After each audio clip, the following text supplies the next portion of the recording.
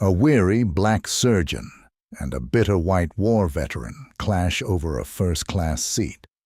But what starts as a tense encounter soon becomes a profound journey of understanding and redemption. As old wounds surface and unexpected truths are revealed, both men must confront their pasts and decide if they can change the course of their lives with a single conversation. Can empathy break down the barriers between them? Listen to discover how one flight becomes a turning point for two souls bound by pain and the possibility of forgiveness. Eric Jameson, an African-American surgeon in a bustling metropolitan hospital, could finally feel the weight of the last few days lifting from his shoulders.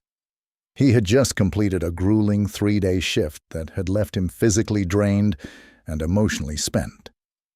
His thoughts were solely focused on getting home, finding solace in his own bed, and escaping the relentless pace of the hospital for just a moment. The bright lights and constant announcements of the airport did little to ease his exhaustion as he made his way through the crowds, his steps heavy and deliberate. When he checked in for his flight, he was pleasantly surprised to learn that he'd been upgraded to first class. At first, he felt a bit out of place. His scrubs were wrinkled from the shift, and his face bore the lines of fatigue. But then he allowed himself to relax into the idea of a little comfort, a rare luxury for him. As he moved toward his seat, he noticed the curious glances from the other passengers, dressed in business suits and designer clothes. He chose to ignore them, used to navigating the unspoken judgments of strangers. As he settled into his seat and closed his eyes, trying to calm his racing mind, he felt a presence hovering over him.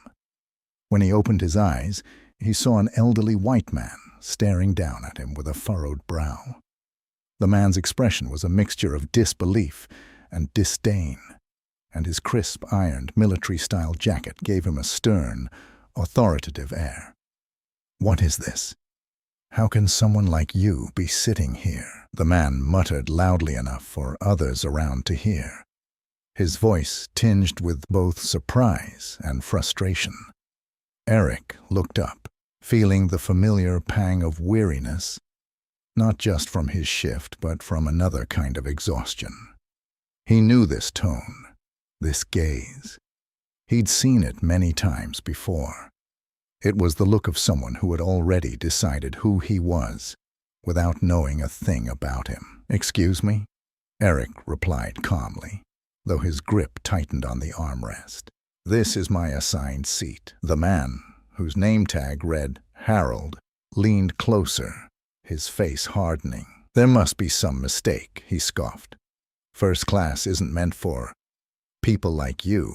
A murmur of tension rippled through the nearby passengers. Eric felt his stomach tighten, but he knew he couldn't let this escalate. Taking a deep breath, he reached into his pocket and produced his boarding pass. "Sir, this is my seat, 2A, he stated, maintaining eye contact, his voice firm but even. "I believe you're mistaken." Harold barely glanced at the pass before shaking his head with a sneer. "Must be some kind of system error. People like you ought to be in coach, where you belong," he retorted, his tone dripping with a mixture of anger and condescension. Eric felt a wave of emotions wash over him. Anger, frustration, a deep weariness that went beyond his current state of fatigue. This wasn't the first time he had faced such blatant discrimination, but it didn't make it any less painful. His eyes darted around, noticing the curious and judgmental stares from other passengers. He could feel the weight of their gazes, the silent verdicts being cast. Before Eric could respond, a flight attendant approached, sensing the rising tension. "Is everything all right here?" she asked, her tone professional, yet tinged with concern. She could see the hostility on Harold's face and the controlled calm on Eric's. Harold immediately seized the moment to voice his complaint. "This man is in my seat. This can't be right. First class should be for those who've earned it. Not just anyone," he spat out, his voice loud enough to draw the attention of several passengers around them. The flight attendant, recognizing the situation for what it was, took a deep breath, and checked both passengers' boarding passes. She looked at Harold with a calm but firm expression.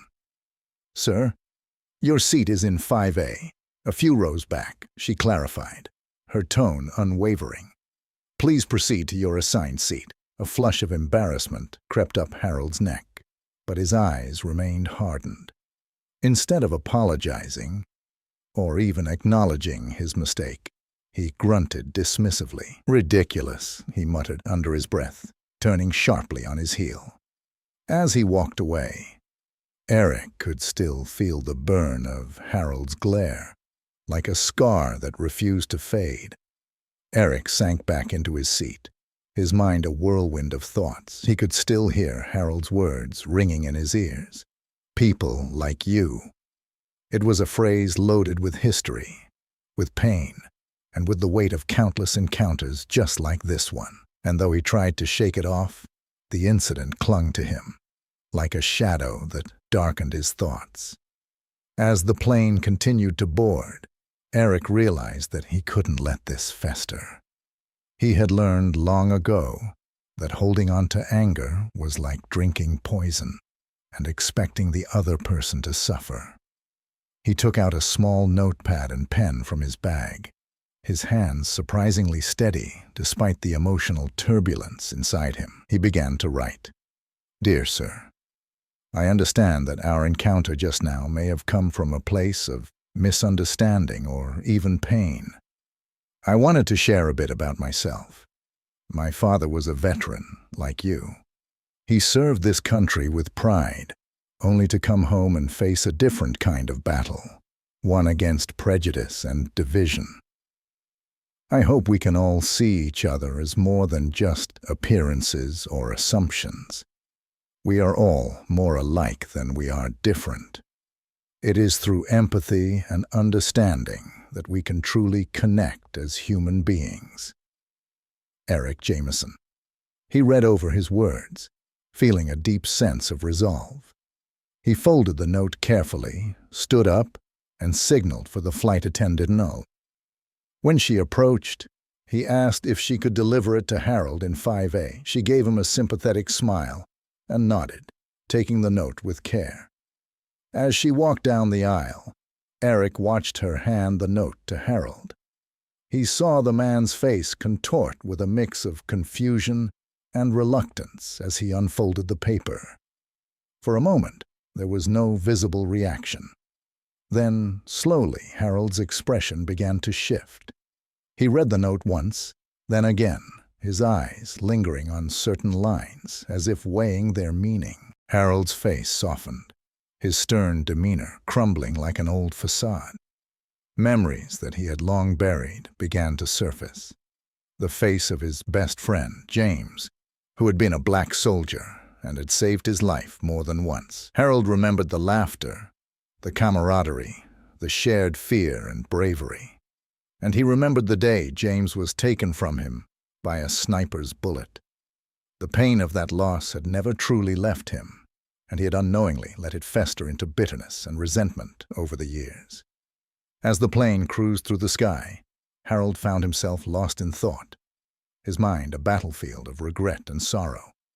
He glanced over at Eric, who was looking out the window, seemingly lost in his own world.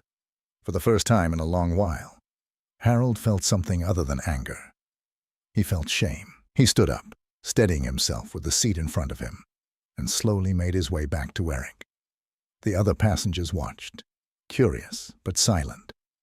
Eric turned as Harold approached, his face neutral but his eyes guarded. "Dr. Jameson," Harold began, his voice strained but sincere. I owe you an apology." Eric remained silent, waiting. "I lost someone very close to me in the war," Harold continued, his voice trembling. "He was a black soldier, my friend, James. He saved my life more than once. I think I've been holding on to the wrong things, letting the wrong feelings grow." Eric's expression softened, but his eyes remained piercing. "I'm sorry for your loss," he said quietly. "But your pain doesn't justify the way you treated me." Harold nodded, tears welling up in his eyes. "I know," he said, his voice breaking. "You're right. And I'm sorry. It took me reading your note to realize how far I've strayed from the values James and I fought for." Eric nodded, recognizing the sincerity in Harold's voice. "It takes courage to admit when we're wrong," he replied, his tone softer. "And it takes even more courage to change." Eric nodded, understanding the complexity of emotions Harold was grappling with. "Pain can twist into things we don't recognize," he said gently. "But recognizing it is the first step toward healing." Harold seemed to contemplate Eric's words, his eyes distant, as if searching through years of memories. "James always said we were fighting for something bigger than ourselves," he murmured. "But somewhere along the line, I lost sight of that. Instead, I let my pain blind me." Eric leaned back in his seat, feeling a strange sense of calm settle over him. He could see that Harold was not just another man filled with prejudice. He was a man burdened by loss, his grief having morphed into something darker over the years. "It's not too late to change," Eric said softly. "It never is." They fell into a more comfortable silence, the hum of the airplane engines filling the space between them. Other passengers, who had been watching the initial confrontation, now seemed less interested, sensing the shift in the atmosphere. As the flight attendants came by to offer drinks, Harold, surprising even himself, ordered a drink for Eric. "A peace offering," he said, with a small, tentative smile. Eric accepted, nodding in appreciation. The conversation moved on to lighter topics. Eric shared stories from his life as a surgeon, the challenges and rewards of saving lives, the relentless pressure and the moments of triumph.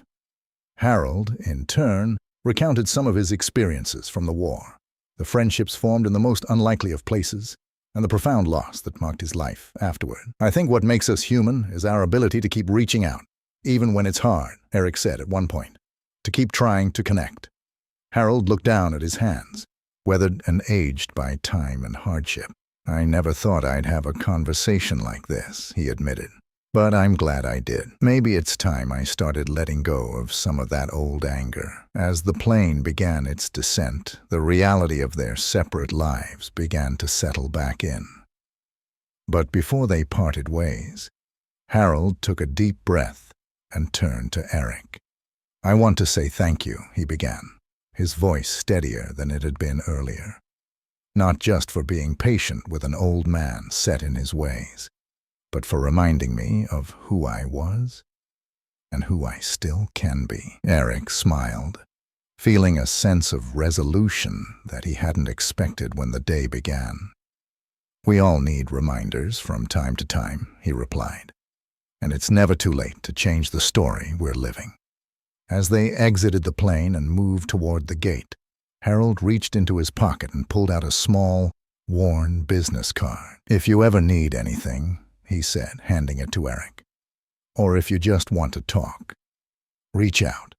It's never too late to make a new friend either." Eric took the card, nodding. "Thank you, Harold. Take care of yourself." They parted ways, but both men felt lighter, as if a great burden had been lifted. For Eric, it was a reminder of the power of empathy, of choosing understanding over anger. For Harold, it was the beginning of a long overdue journey of forgiveness, both of himself and of the world he had let himself become so bitter toward. As Eric walked through the airport, he found himself reflecting on the day's events. He realized that Harold wasn't just an old man stuck in his ways. He was someone who had been lost, hurt, and misled by his own grief. Eric felt grateful that he had chosen compassion instead of anger, dialogue instead of silence. Later, when he got home, he placed Harold's business card on his desk. It was a small gesture, but it felt significant. A reminder that even the most unlikely people can change, given the chance. And for Harold, as he returned to his quiet life, The conversation with Eric stayed with him. He began to think about James more often, but this time without the bitterness. He thought about reaching out to the families of other soldiers he had served with to reconnect with the parts of his past that were filled with more than just loss and regret. As the days turned into weeks, Harold found himself opening up more, engaging with his neighbors, even volunteering at a local community center.